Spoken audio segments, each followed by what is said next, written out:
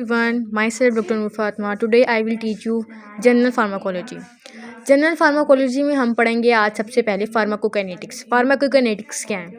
इसके अंदर हम लोगों ने पढ़ना है कि जो बॉडी है वो ड्रग के साथ क्या करेगी। काइनेटिक्स में यही चीज़ें हम पढ़ते हैं कि बॉडी ने ड्रग के साथ क्या किया, ड्रग बॉडी में आ तो गया, अब बॉडी उसके साथ क्या कर रही है।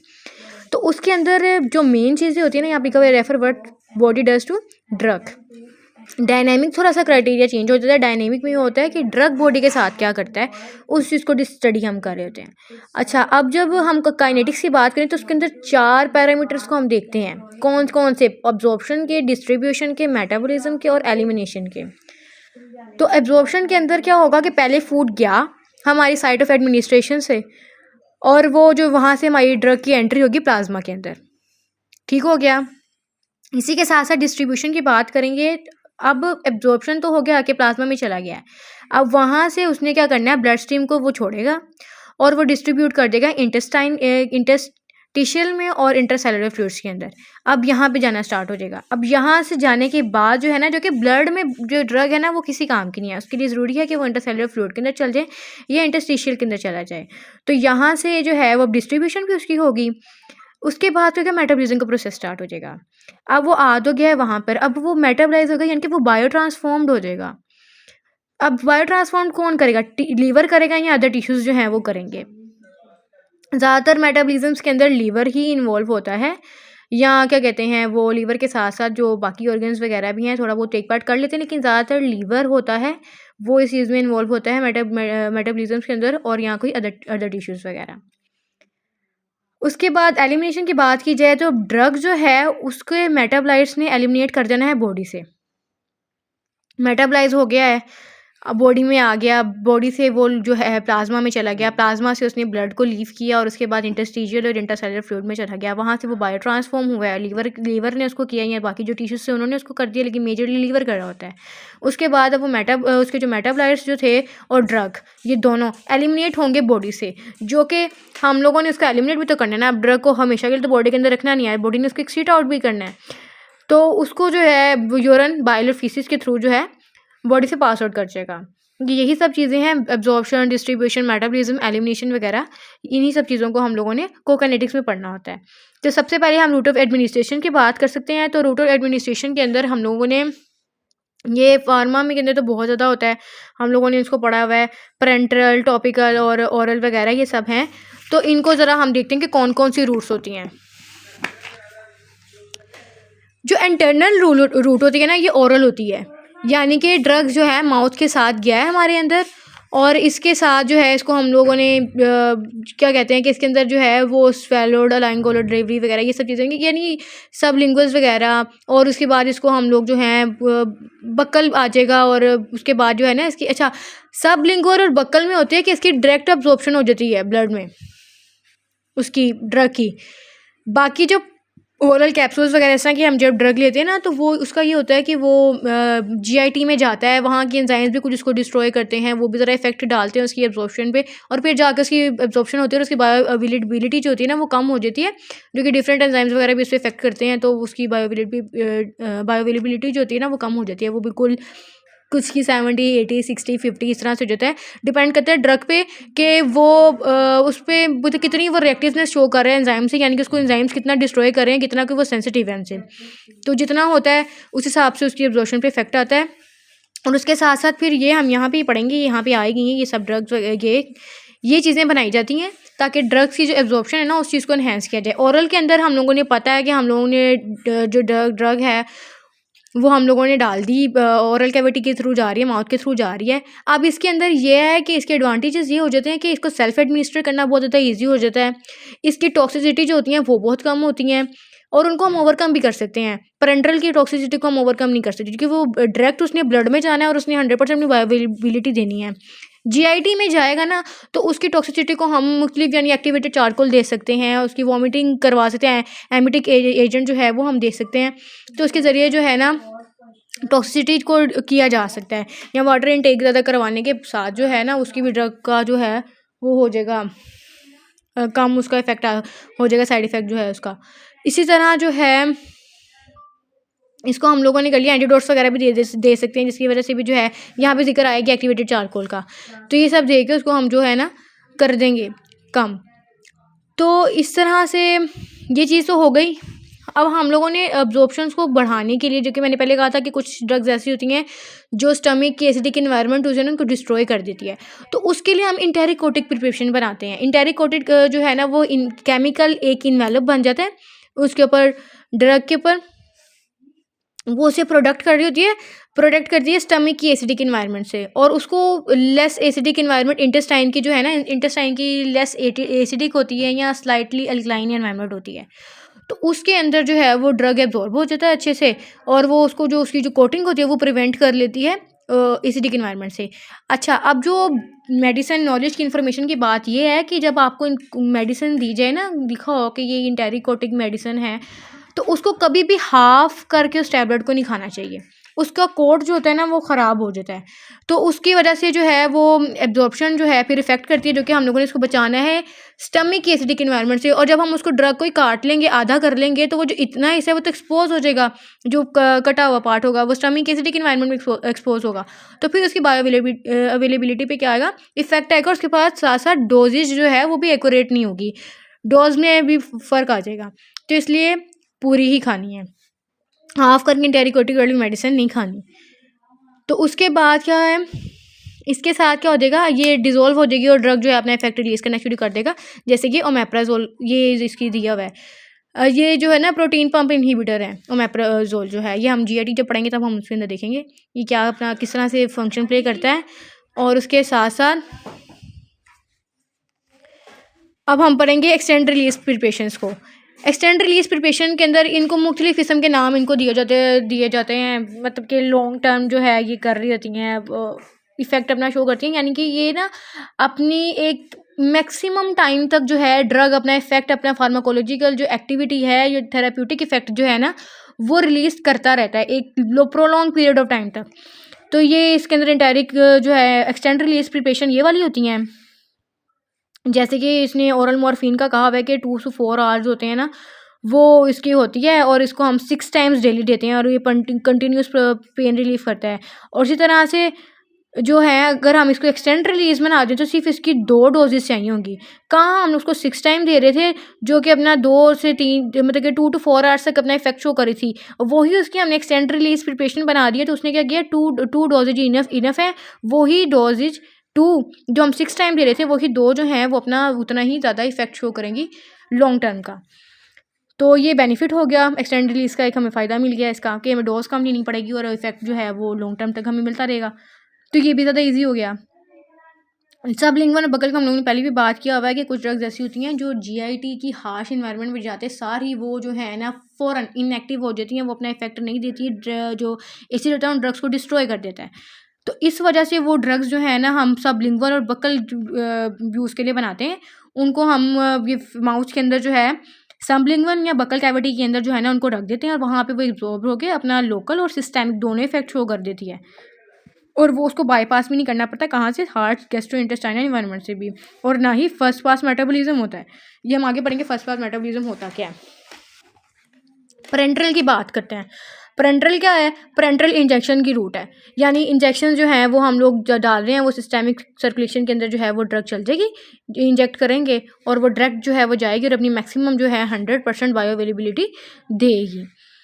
तो बहुत सी मेडिकेशंस होती हैं। अच्छा, पेरेंट्रल की एडमिनिस्ट्रेशन की बेनिफिट्स हमें जहाँ पे आते हैं जब पेशेंट अनकॉन्शियस होता है। अब वो अनकॉन्शियस है तो उसको हम कोई ड्रग श्रग तो दे नहीं सकते, वो ले नहीं सकता। तो उस टाइम के ऊपर तो जब सबसे बेस्ट जो ट्रीटमेंट उस टाइम होता है वो यही होता है कि हम उसको पेरेंट्रल जो है वो ड्रग इंजेक्ट उसके अंदर करते हैं। और दूसरा केस ये भी हो सकता है कि इमरजेंसी कंडीशन आ जाती है जहाँ पे फ़ौरन हमें कंट्रोल की ज़रूरत है पेशेंट को, तो उसी टाइम पे जो है उस टाइम भी पेरेंटल एडमिनिस्ट्रेशन होगी, क्योंकि फ़ौरन हम लोग को इमीडिएट रिजल्ट चाहिए। तो उसमें तो हम बिल्कुल भी टाइम वेस्ट नहीं कर सकते, तो उस फ़ौरन जो चाहिए होगा हमें, तो उसके लिए हम क्या करेंगे, पेरेंटल एडमिनिस्ट्रेशन कर देंगे ड्रग की। अच्छा, अब इंटरवेनस आ जाती हैं, इसके अंदर इंट्रामस्कुलर आ जाती हैं, सबकुटेनियस आ जाती हैं, इंट्राडर्मल। इंट्राडर्मल तो है ना स्किन की लेयर में ही वो जो है डर्मिस तक ही रहेगा, स्किन के पार्ट्स में ही रहेगा। तो उसके साथ साथ सबकुटेनियस जो है वो सबकुटेनियस लेयर में चल जाएगा। और इसकी जो है उसके साथ साथ जो है इंट्रावेनस जो है, ये जो हम लोग जो है वेन्स जो है उसके वो वहाँ पे ड्रग को दे देंगे। वो ड्रग्स होंगी इसके अंदर जो नॉट एब्जॉर्ब होंगी और ओरली, जैसे कि न्यूरोमस्कुलर जो है रोक्यूरोनियम भी हम एएनएस के अंदर इस ड्रग को पढ़ेंगे। तो ये ना इतना ज़्यादा इंपॉर्टेंट नहीं है। जो रूट ऑफ एडमिनिस्ट्रेशन है ना फार्माकोलॉजी के अंदर आके इतनी ज़्यादा इंपॉर्टेंट नहीं होती है, डोजेज फॉर्म साइंसेस के अंदर बहुत ज़्यादा इसकी इंपॉर्टेंस होती है। तो इसलिए मैं आपको ओवरव्यू इसका दे रही हूँ। तो इतना ही बेसिक हद तक ज़रूरी होता है, इसका इतना ज़्यादा पूछा नहीं जाता है इस चीज़ का। तो इंट्रामस्कुलर जो है मसल्स में ड्रग दी जाएगी और ये भी अपना जो है लॉन्ग पीरियड तक इनकी अब्जॉर्ब होती हैं स्लोली, तो अपना लॉन्ग पीरियड तक अपना जो है ना रिजल्ट शो करती जाएंगी इस तरह से सबकुटेनियस वगैरह। उसके साथ साथ अदर जो हैं एडमिनिस्ट्रेशन के रूट्स तो आ जाते हैं, ओरल इन्हेलेशन की आ जाती हैं।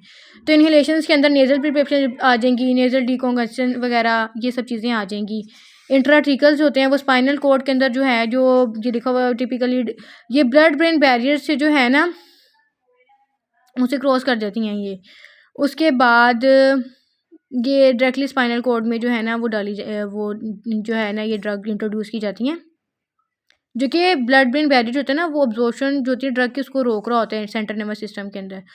तो जब हमें लोकल इफेक्ट चाहिए हो या रैपिड इफेक्ट चाहिए हो तो फिर हम क्या करते हैं, हम इंट्राटिकल दे देते हैं, वो डायरेक्ट स्पाइनल कॉर्ड के अंदर हम उसको मतलब सेरेब्रल स्पाइनल फ्लूइड के अंदर जो है ना ड्रग चल जाती है और वो अपने इफेक्ट दे देती है।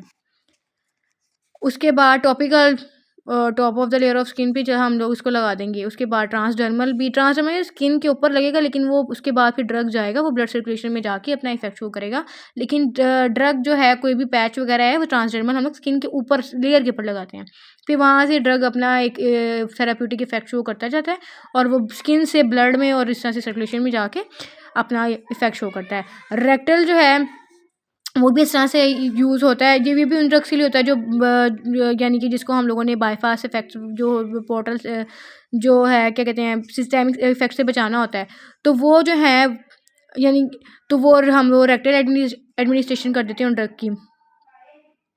ये सब होता है इसके अंदर ज़्यादातर हम लोग एनीमियाज वगैरह और कॉन्स्टिपेशन वगैरह के लिए हो गए या उसके अलावा कोई डायग्नोस्टिक पर्पज़ के लिए हम लोग यूज़ करते हैं चीज़ें, तो वो रेक्टल के अंदर आ जाती हैं। उसके बाद अब एब्जॉर्प्शन ऑफ ड्रग की बात हम लोग करते हैं। रूट की बात कर ली कि किन किन रूट से हम लोग ड्रग को दे रहे थे, अब हम एब्जॉर्प्शन की बात करते हैं। तो एब्जॉर्प्शन के अंदर जो है आएगा absorption is the transfer of drug from the site of administration to blood stream. अच्छा, ये हम लोगों ने पहले ही पढ़ा है कि ब्लड स्ट्रीम में मतलब कि साइट ऑफ एडमिनिस्ट्रेशन से ब्लड में जा रही है, तो ये एब्जॉर्प्शन है।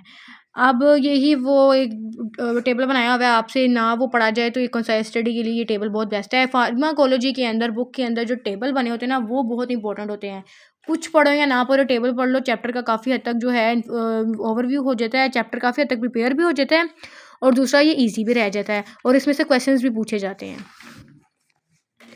अब हम लोग करते हैं मैकेनिज्म ऑफ एब्जॉर्प्शन। एब्जॉर्प्शन हो किस तरह से रही है, तो उस मैकेनिज्म्स के अंदर जो है हम लोग देख रहे हैं केमिकल प्रॉपर्टीज़ के अंदर जो है ना डिपेंड करता है कि वो जीआईटी ट्रैक से किस तरह से हो रही है, पैसिव डिफ्यूजन के थ्रू हो रही है, फैसिलिटेटेड डिफ्यूजन के थ्रू हो रही है, एक्टिव ट्रांसपोर्ट के थ्रू हो रही है या एंडोसाइटोसिस के थ्रू हो रही है। तो हम पैसिव डिफ्यूजन को देख लेते हैं। तो पैसिव डिफ्यूजन के अंदर ये क्या होता है कि ये होती है ड्रग जो होती है वो होती है क्रॉस द कंसंट्रेशन ग्रेडियंट जो है। इसके अंदर क्या होता है कि हाई कंसंट्रेशन से जो है ना लो कंसंट्रेशन की तरफ मूवमेंट होती है ड्रग की। पैसिव के अंदर ये होता है और इसके अंदर उसको कोई करियर नहीं चाहिए होता और ये कोई सैचुरेबल भी नहीं होती और ये जो है इसकी स्ट्रक्चरल स्पेसिफिसिटी जो होती है ना वो कम होती है इसकी। नीचे हम पढ़ेंगे तो कंपैरिजन हो जाएगा, उसमें पता चलेगा कि हम लोगों को करियर भी चाहिए था, सैचुरेबल भी थी और क्या था। अच्छा, ये जो थी ये इसको करियर भी रिक्वायर नहीं है, सैचुरेबल भी नहीं है, उसके बाद इसको लो स्ट्रक्चर स्पेसिफिसिटी है इसकी और वास्ट मेजोरिटी ऑफ ड्रग्स जो हैं वो अब्जॉर्ब हो जाती हैं पैसिव डिफ्यूजन के थ्रू ही। फिर जो है सोल्यूबल ड्रग पेनिट्रेट कर देती है सेल मेम्ब्रेन को, यानी अब वो कहाँ से कर गया तो एक्वस चैनल्स और पोर्ट से कर जाएगी और जो लिपिड सोल्यूबल पोर्शन होगा वो कहाँ से कर जाएगा, जो सेल मेम्ब्रेन तो है ही वो लिपिड्स बाय लेयर है, तो वो लिपिड वाले पोर्शन से लिपिड सोल्यूबल जो है वो मेम्ब्रेन से पास कर जाएगी। तो यही लिखा हुआ है मेम्ब्रेन लिपिड बाय लेयर से लिपिड सोल्यूबल वाली ड्रग पास कर जाएगी। अच्छा, अब ये चीज़ तो होगी पैसिव डिफ्यूजन की। फैसिलिटेटेड डिफ्यूजन के अंदर ये आएगा कि जो है अब इसके अंदर करियर प्रोटीन आ गई हैं। ये फैसिलिटेट करेंगी जो लार्ज मॉलिक्यूल्स होंगे ना उनको, कि वो ये करियर प्रोटीन्स आएंगी, वो उनको फैसिलिटेट करेंगी डिफ्यूज़ करने के लिए, सेल्स के अंदर जाने के लिए। अब क्या होगी, ये जो करियर प्रोटीन्स होगी कॉन्फर्मेशनल चेंजेस करेंगी सेल्स के अंदर। वो चेंजेस जो होंगे ना उसकी वजह से जो है वो ड्रग जो है सेल के अंदर जाएगी, और इसको एनर्जी नहीं चाहिए होगी। जब हम एक्टिव की बात करेंगे तब एनर्जी चाहिए होती है, और ये सैचुरेबल है। मैंने पता नहीं, ये सैचुरेबल नहीं थी, इसके अंदर करियर प्रोटीन नहीं चाहिए थी, अब इसके अंदर करियर प्रोटीन्स भी रिक्वायर हैं, वो कन्फर्मेशन चेंजेस करवा रही हैं, और फिर जो है वो ड्रग कहाँ जा रही है, सेल के अंदर जा रही है वो चेंजेस के थ्रू।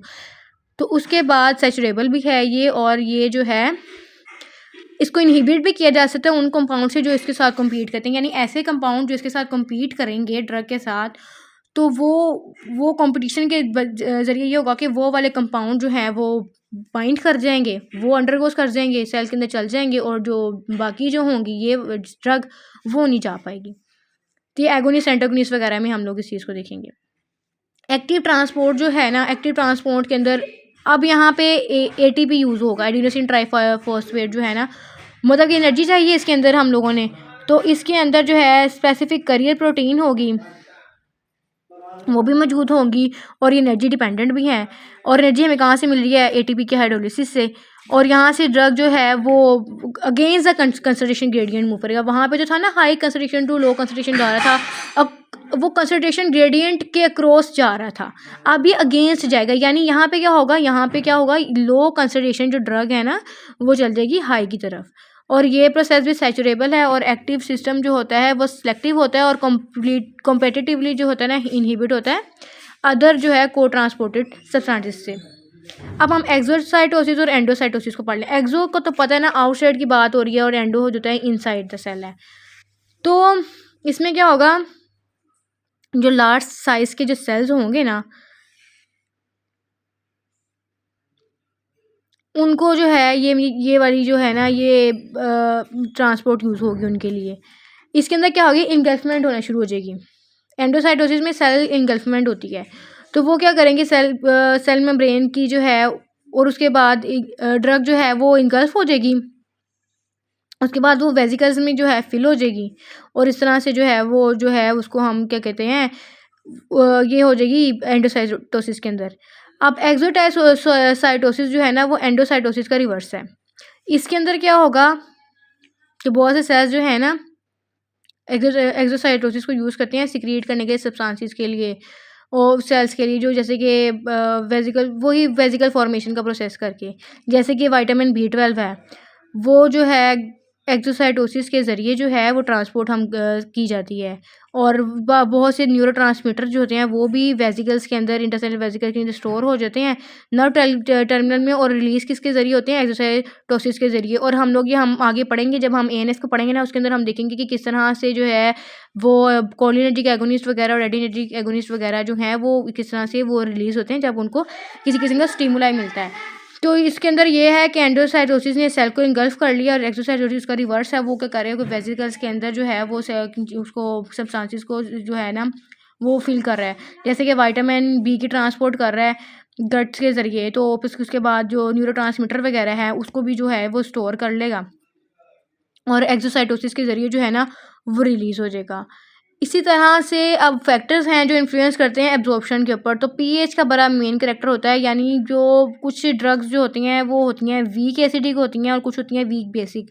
जो एसिडिक रिजल्ट होती हैं वो प्रोटोन को रिलीज़ करती हैं, तो हमें पता है कि H पॉजिटिव एसिडिक जो होती हैं वो उसको रिलीज़ कर देती हैं, और A नेगेटिव जो एनाइन का चार्ज जो है ना वो फॉर्म हो जाता है। उस तरह जो वीक बेस होती है वो रिलीज़ करती है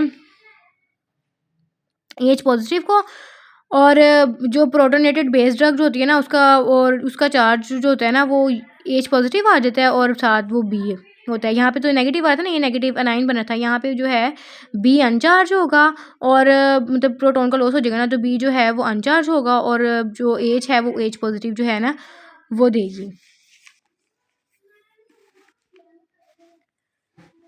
अगर तो ड्रग अनचार्ज है तो वो तो पास कर जाएगी मेम्ब्रेन से इजीली, जैसे कि वीक एसिडिक जो है वो जो है अनचार्ज है, प्रोटोनेटेड है, तो A परमिट करेगा थ्रू द मेम्ब्रेन, और A नेगेटिव जो है ना वो नहीं कर पाएगा, जो कि उसने पहले कहा कि अनचार्ज ड्रग जो है वो जल्दी जो है वो कर जाती है, पास कर जाती है मेम्ब्रेन को। तो A नेगेटिव पे तो चार्ज है, तो ये तो नहीं कर पाएगी, ये मेम्ब्रेन से पास नहीं करेगी, तो एच ए आराम से निकलेगा, यानी कि वीक ए से जो है ना वो कर जाएगा, सेल्स क्रॉस कर जाएगा। इसी तरह से वीक बेस जो है उसके अंदर भी क्या होगा कि अनचार्ज फॉर्म जो बी है ना वो पेनिट्रेट कर जाएगा। इसके अंदर हमने देखा ना कि बी अनचार्ज था, यहाँ पे तो ए के ऊपर चार्ज आ गया था, ए नेगेटिव बन गया था, लेकिन बी जो है यानी कि वीक बेस जो थी उसने एक बी दिया था जो अनचार्ज था, और उसके साथ साथ एक प्रोटॉन जो है उसने दिया था। तो जो बी है ना वो कर जाएगा सेल से मेम्ब्रेन से पास कर जाएगा, लेकिन जो होगा ना प्रोटोनेटेड ये बी एच पॉजिटिव ये नहीं कर पाएगा। तो इस तरह से जो है ना ये ड्रग की एब्जॉर्प्शन जो है वो उसको हम डिटरमिन कर सकते हैं चार्ज और अनचार्ज फॉर्म की वजह से। तो अनचार्ज वाली जो होती है वो पास कर देती है, और अनचार्ज वाली जो होती है वो पेनिट्रेट कर देती है वहाँ से सेल मेम्ब्रेन से, और चार्ज वाली जो है ना इजीली नहीं कर पाती। ये चीज़ होगी। फिर हम देखते हैं ब्लड फ्लो को एब्जॉर्प्शन साइड पे। तो इंटेस्टाइन ने जो है रिसीव कर लिया ब्लड को, स्टमक की निस्बत जो है इंटेस्टाइन जो है वो रिसीव करता है ज़्यादा ब्लड को। तो जो इंटेस्टाइन जो है ना वो ज़्यादा फेवर करती है एब्जॉर्प्शन को स्टमक की कंपैरिजन के अंदर। तो ये एब्जॉर्प्शन की बात होगी। उसके बाद हम लोग total surface area of available for absorption की बात की जाए तो उसके अंदर भी इंटेस्टाइन करती है, जो कि उसके अंदर माइक्रोविलाई होते हैं, तो वो सरफेस एरिया को इन्हेंस कर देते हैं, यानी कि अबाउट 1000 फोल्ड तक बढ़ा देते हैं दैन स्टमक से ज़्यादा स्टमक के कंपैरिजन में। तो इस तरह से जो एब्जॉर्प्शन होती है ना मोर एफिशिएंट कहाँ पे होती है, इंटेस्टाइन के अंदर। इसी तरह से कॉन्टैक्ट टाइम जो है एट एब्जॉर्प्शन सरफेस, तो उसमें भी जो है ड्रग अगर जीआईटी ट्रैक से क्विकली मूव कर रहा है तो यानी कि डायरिया के केसेस के अंदर ऐसा होगा, तो तब तो उसकी एब्जॉर्प्शन जो है वो अच्छी नहीं होगी। इसी तरह से अगर हम लोग उसको जैसे कि फूड है, फूड डिले कर देता है क्या कहते हैं एब्जॉर्प्शन को, या कोई भी ऐसी चीज़ दे दें जो डिले कर दे ट्रांसपोर्ट ऑफ ड्रग को फ्रॉम स्टमक से, तो उसकी जो रेट ऑफ एब्जॉर्प्शन जो है वो क्या कर देगा, बढ़ जाएगा। जितनी देर तक वो मतलब कि जितनी डिले एब्जॉर्प्शन होगी ना तो उतना उसका एब्जॉर्प्शन का जो रेट है ना वो बढ़ जाएगा। तो कोई ना कोई ऐसी चीज़ दी जाएगी जो उसकी जो डिले एब्जॉर्प्शन को डिले कर दे। तो ये चीज़ होगी। कॉन्टैक्ट टाइम की बात होगी, कॉन्टैक्ट टाइम बढ़ जाएगा ना, जब जैसे एब्जॉर्प्शन डिले होगी तो कॉन्टैक्ट टाइम क्या होगा, इंक्रीज़ कर जाएगा। फिर है आगे हम लोग निकलते हैं, तो अब हम बायो अवेलेबिलिटी की बात करते हैं। जो चीज़ें इंपॉर्टेंट थी वो मैं आपको उसमें बता रही हूँ, उसको ज़्यादा मैं फोकस कर रही हूँ, और जो इतनी नहीं है वो उनका मैं इतना नहीं करी। बायो अवेलेबिलिटी जो है ना ये बहुत ज़्यादा इंपॉर्टेंट है। इसके अंदर ये इतना ज़्यादा ही नहीं था इंपॉर्टेंट, इसके अंदर जो चीज़ इंपॉर्टेंट थी वो ये थी कि चार्ज और अनचार्ज की बात का ये कॉन्सेप्ट हमें पता होना चाहिए, और बाकी ये थोड़ा बहुत बेसिक हमें आइडिया होना चाहिए। ये जो था एब्जॉर्प्शन साइड का इन तीन चीज़ों के बारे में ज़्यादा हमें इंफॉर्मेशन होनी चाहिए, वरना तो इसके बारे में कुछ पूछता भी नहीं है। अच्छा, ये चीज़ होगी, और उसके बाद जो है बायो अवेलेबिलिटी की बात की जाए तो ये बहुत इंपॉर्टेंट है। ये शॉर्ट पार्ट में भी पूछा जाता है और लॉन्ग क्वेश्चन भी इसके बाद इसमें आ जाता होता है। इसका ये ग्राफ बहुत इंपॉर्टेंट है। इसके अंदर क्या होगा, बायो अवेलेबिलिटी क्या है, रेट और एक्सटेंट है जो मतलब कि जो जो ड्रग है वो सिस्टेमिक सर्कुलेशन में चलेगी, यानी कि वो अमाउंट है ड्रग की जो हम लोगों ने इंटेक की, जीआईटी से पास आउट हुई, उसके बाद वो सिस्टेमिक सर्कुलेशन में जितनी अमाउंट में वो ड्रग मौजूद है ना वो ही उसकी बायो अवेलेबिलिटी है। 70% बच गई है, 80% गई है, 60% गई है, 90% गई है, जितनी भी परसेंट गई है वो उसकी क्या है, बायो अवेलेबिलिटी है। तो फॉर एग्जांपल हमने 100 ग्राम ऑफ ड्रग ली है, एडमिनिस्टर कर दी ओरल, तो उसकी जो है ना 70 mg एब्जॉर्ब हुई है, जो कि जीआईटी की इन्वायरमेंट जो होती है वो उसके एंजाइम्स जो होते हैं वो डिस्ट्रॉय करते हैं ड्रग को, तो कभी भी उसको 100% एब्जॉर्ब नहीं होने देते। बायो अवेलेबिलिटी ओरल ड्रग की जो है वो कभी भी मैक्सिमम नहीं होती, 100% तक नहीं जाती। वो 70 हो सकती है, बहुत भी कहीं अच्छी जाए तो 80-90% तक हो सकती है, लेकिन 100% तक नहीं होती। ये एब्जॉर्ब हुई अनचेंज, ये अनचेंज ड्रग थी, जितनी अब 70 ग्राम तक अब्जॉर्ब हो गई, उसके बाद यानी बायो अवेलेबिलिटी को हम 0.7 या 70% इस तरह से हम कह देंगे। उसके बाद अब हम लोग बायो अवेलेबिलिटी जो है उसको डिटरमिन किस तरह से करते हैं, वो हम इस तरह से करते हैं कि प्लाज्मा में यानी कि कोई भी हम लोगों ने रूट से ड्रग दी है, ओरल रूट से हमने ड्रग दी है, तो उसके जो प्लाज्मा लेवल है उसको कंपेयर कर लेंगे उस ड्रग के साथ जो हमने पेरेंटल रूट से दी हुई है। तो पेरेंटल की तो हमें पता है कि 100% बायो अवेलेबिलिटी होती है, तो जब हमने ओरल दी होगी जो उसका पार्ट जो जो डिज़ोल्व हुआ होगा, एब्जॉर्ब हुआ होगा, वही अपेयर होगा प्लाज्मा के अंदर, तो उस हिसाब से उसको हम कर लेंगे। इसके अंदर ये ग्राफ इंपॉर्टेंट होता है, यानी कि इसने लिखा हुआ है टाइम लिखा हुआ है, और उसके साथ साथ उसने लिखा हुआ है प्लाज्मा कंसंट्रेशन ऑफ ड्रग। तो जब हम लोगों ने ओरल ड्रग दी है उसकी तो बायो अवेलेबिलिटी ग्राफ जो है वो कम आ रहा है, क्योंकि इसकी एब्जॉर्प्शन ओरल वाले की कम होती है, और जो पेरेंटल की तो मैक्सिमम शो कर रही है 100 तक अपनी बायो अवेलेबिलिटी को दे रही है। तो इसी इसी चीज़ को उसने डिटरमिन किया हुआ है इसके अंदर। नीचे क्या हो रहा है, नीचे फैक्टर जो इन्फ्लुएंस करते हैं बायोअवेलेबिलिटी को। तो उसके अंदर क्या है कि हम लोगों ने आईवी एडमिनिस्ट्रेशन दी, मैंने आपको पहले कहा था। पैरेंटल जो होती है वो अपनी 100% बायोअवेलेबिलिटी देती है, और ओरल जो होती है वो ओरल के अंदर क्यों वो उसके अंदर आ रहा है, वो फर्स्ट पास मेटाबॉलिज्म से भी वो गुजरती है। तो जो जो फर्स्ट पास मेटाबॉलिज्म जो होता है ना, वो भी ड्रग को जो है वो डिस्ट्रॉय करता है, तो वो उसको बायो ट्रांसफॉर्म कर देता है। और जो है उसके साथ साथ फिज़िकल और केमिकल जो कैरेक्टरिस्टिक्स होते हैं वो भी ड्रग के वो भी इन्वॉल्व होते हैं उसके रेट और एक्सटेंट को, कि वो कितने टाइम कितनी जो है वो सिस्टमिक सर्कुलेशन में जाएगी, वो भी इस चीज़ को फिज़िकल और केमिकल जो फैक्टर होते हैं ड्रग के वो भी इफेक्ट कर रहे होते हैं। तो यानी ये चीज़ें भी आ जाती हैं। इनके जीआईटी का भी काम है, वो भी डिस्ट्रॉय कर रहा है। उसके साथ साथ फर्स्ट पास मेटाबॉलिज्म भी हो रहा है। उसके साथ साथ उसके बाद फिज़िकल केमिकल कैरेक्टरिस्टिक्स जो हैं ड्रग के वो भी जो हैं वो भी इस चीज़ में इन्वॉल्व होते हैं, कि उनकी वजह से भी पता चलता है कि कितनी ज़्यादा ये ड्रग बायो सिस्टमिक सर्कुलेशन के अंदर गई है, तो उस हिसाब से उसकी बायोअवेलेबिलिटी का पता चल जाएगा। अब हम लोग पहले बात कर लेते हैं फैक्टर्स के अंदर। तो पहला फैक्टर जो आ गया है फर्स्ट पास हेपेटिक मेटाबॉलिज्म। अब जो है जीआईटी से अब्जॉर्ब हो गई, उसने जाना कहाँ पे, पोर्टल सर्कुलेशन में जाना है, और उसके बाद सिस्टमिक सर्कुलेशन में जाने से पहले पोर्टल सर्कुलेशन के अंदर जा रही है, और वहाँ पे अगर मेटाबोलाइज लीवर ने उसको अगर मेटाबोलाइज कर दिया है जल्दी से, या तो उसके बाद क्या होगा कि जो अनचेंज ड्रग है एंड वो जो है वो सिस्टमिक सर्कुलेशन में जाएगी, वो क्या होगी, कम होगी, क्योंकि उसका मेटाबॉलिज्म ज़्यादा हो गया है। जितना लीवर ने उसको ज़्यादा मेटाबोलाइज कर दिया, तो उसकी सिस्टमिक जो सर्कुलेशन में पहुँचने की जो अमाउंट है वो डिक्रीज़ कर जाएगी।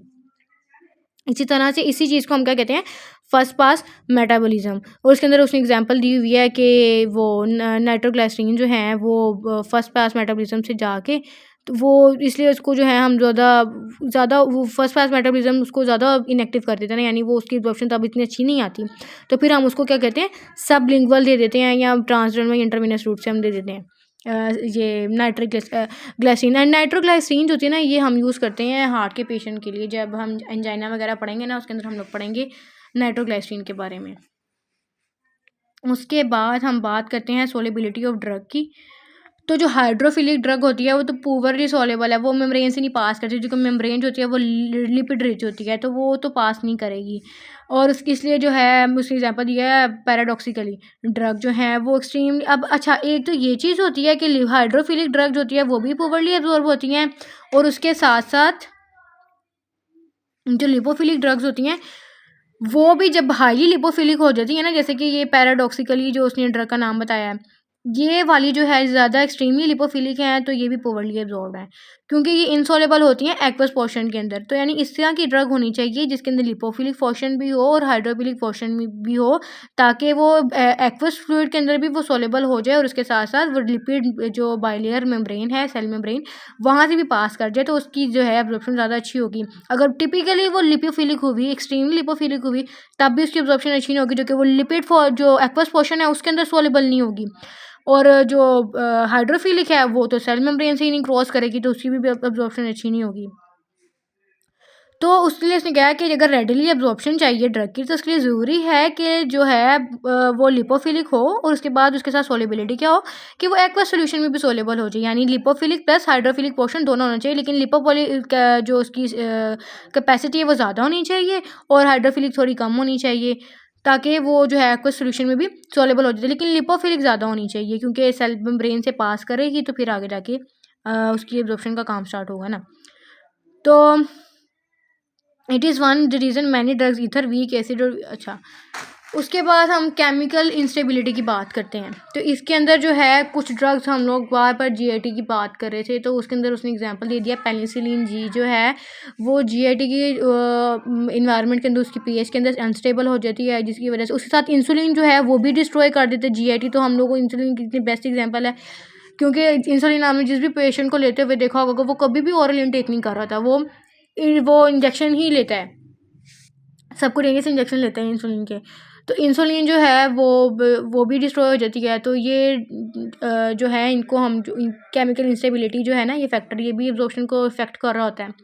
और उसके बाद ड्रग की फॉर्मुलेशन इसके अंदर आ जाएगा, केमिस्ट्री वगैरह आ जाएगी, उसका पार्टिकल साइज़ वगैरह, उसका जो है साल्ट फॉर्म, क्रिस्टल पॉलीमॉर्फिज्म वगैरह, ये सी जब इंटेरिक कोटिंग और प्रेजेंस ऑफ एक्सिपिएंट्स वगैरह, ये सब चीज़ें जो हैं ये फॉर्मुलेशन के अंदर चीज़ें इफेक्ट करेंगी एब्जॉर्प्शन को। अच्छा, अगर तो इंटायरी कोटिंग है और पैसेज ऑफ एक्सिपिएंट्स वगैरह, कुछ एक्सिपिएंट्स जो होते हैं बाइंडर डिस्पर, ये लिखे हुए वैसे बाइंडर और डिस्पर्सिंग एजेंट वगैरह ये वगैरह, तो ये जो है ये तो उसकी एब्जॉर्प्शन को काफ़ी हद तक मैक्सिमाइज़ करेंगे, अच्छा करने की कोशिश करेंगे, उस एफिशिएंटली उनका होगा कि एफिशिएंटली जो है वो एब्जॉर्प्शन हो जाए।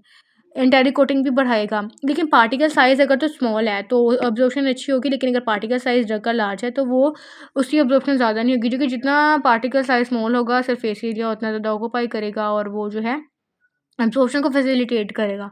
साल्ट फॉर्मेशन और क्रिस्टल पॉलीमॉर्फिज्म भी जो है ये भी बायोअवेलेबिलिटी पे इफ़ेक्ट करेंगे। तो ये सब चीज़ें थी जो एब्जॉर्प्शन के ऊपर इफ़ेक्ट कर रही थी। बाकी ड्रग डिस्ट्रीब्यूशन वगैरह और ये सब चीज़ें जो हैं इनको हम जो है नेक्स्ट वीडियो में देख लेंगे, और इनमें भी सबसे ज़्यादा इंपॉर्टेंट जो चीज़ है वो है ये ऑर्डर ऑफ काइनेटिक्स, क्लीयरनेस वगैरह, इन चीज़ों को हम डिस्कस करेंगे नेक्स्ट वीडियो के अंदर। और आज की वीडियो में हम लोगों ने जो पढ़ा है उसके अंदर हम लोगों ने देखा फार्माकोकाइनेटिक्स का इंट्रोडक्शन पढ़ा, रूट ऑफ एडमिनिस्ट्रेशन देखी, उनका ओवरव्यू हम लोगों ने लिया, जो हम लोगों को जनरल बेसिक चीज़ों की ज़रूरत थी, हम लोगों ने उन चीज़ों के बारे में जाना, जिसके अंदर से ये टेबल जो है बहुत ज़्यादा इंपॉर्टेंट है। उसके साथ हम लोगों ने पढ़ा जो फैक्टर जो कर रहे हैं एब्जॉर्प्शन को, और उसके साथ हम लोगों ने बायोअवेलेबिलिटी को पढ़ा, जो कि बहुत ज़्यादा इंपॉर्टेंट टॉपिक है। इसमें से क्वेश्चन आता है, बहुत बार आता है, तो इसको अच्छे तरीके से देखिएगा, और इसको जब भी एक्सप्लेन करें तो इसको ग्राफ के साथ एक्सप्लेन करें। तो बाकी जो है इसके जो बाकी इंपॉर्टेंट चीज़ें हैं उनको हम नेक्स्ट वीडियो में डिस्कस करेंगे। वीडियो अच्छी लगी हो तो इसे लाइक, शेयर, कमेंट और सब्सक्राइब करें। और आज अभी के लिए इतना। अल्लाह हाफिज़।